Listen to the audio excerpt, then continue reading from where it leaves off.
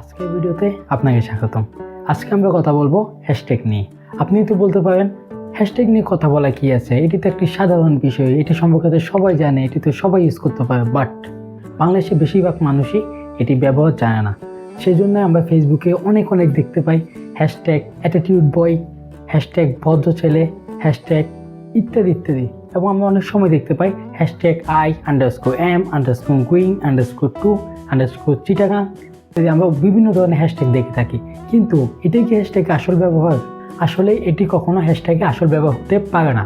আমরা বিভিন্ন সময় ফেসবুক ইউজ করে থাকি আমাদের যেই লেখাটা রয়েছে, যে টাইপটা রয়েছে, ওটাকে ব্লু করার জন্য, অথবা ওটাকে বোল্ড করার জন্য। ফেসবুকে যখন আমরা কোনো একটা পোস্ট করি তখন লিখলে সাধারণত কালো হয়। সো আমরা যখন এটাকে বোল্ড করতে চাই অথবা এটাকে ব্লু করতে চাই, তো তখন আমাদেরকে হ্যাশট্যাগটা দিতে হয়। তো আন্ডারস্কোর ছাড়া যেহেতু হ্যাশট্যাগ হয় না, সো আমাদেরকে আন্ডারস্কোরটাও দিতে হয়। আসলে এটি কিন্তু হ্যাশট্যাগের আসল ব্যবহার নয়। সো চলুন আমরা আজকে হ্যাশট্যাগের ইতিহাস সম্পর্কে জেনে আসি, এটি ব্যবহার সম্পর্কে জেনে আসি। হ্যাশট্যাগ সর্বপ্রথম ইউজ করা হয়েছিল টুইটারে 2007 সালে ক্রিস মিচেল নামে এক ব্যক্তি হ্যাশট্যাগ যেভাবে ইউজ করা হয় এটি আবিষ্কার করেছেন। হ্যাশট্যাগের পিছনে কিন্তু একটি বিগ স্টোরি রয়েছে, কিন্তু আমি সংক্ষেপে এক্সপ্লেইন করার চেষ্টা করব।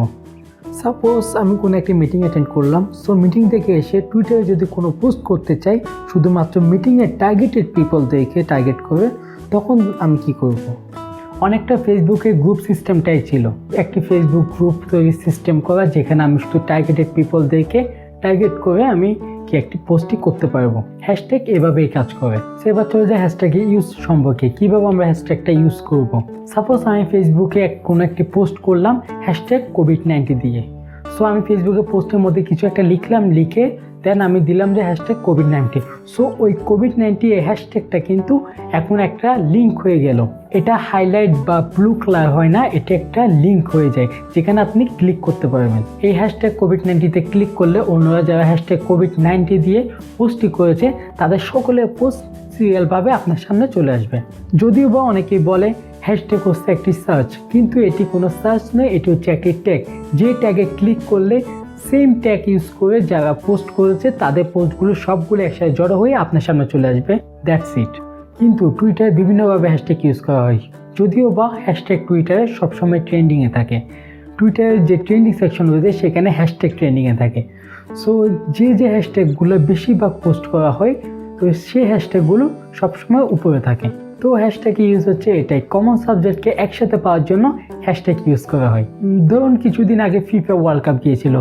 তো যখন আপনি একটি পোস্ট করবেন ফেসবুকে, সাপোজ একটি পোস্ট করলেন, পোস্টের নিচে লিখলেন হ্যাশট্যাগ ফিফা ওয়ার্ল্ড কাপ।